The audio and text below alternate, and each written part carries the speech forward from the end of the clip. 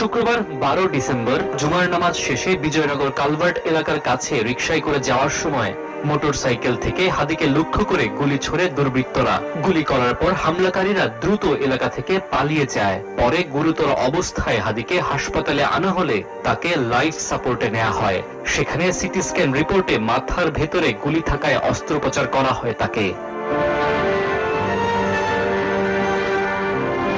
গুলিটি তার মাথার ডান দিক থেকে ঢুকে বাম কানের পাশ দিয়ে বেরিয়ে গেলেও এর দুই একটি অংশবিশেষ মস্তিষ্কের ভেতরে রয়ে যায়। এরপর ঢাকা মেডিকেল কলেজ হাসপাতাল থেকে হাদিকে এভার কেয়ার হাসপাতালে নেওয়া হয়।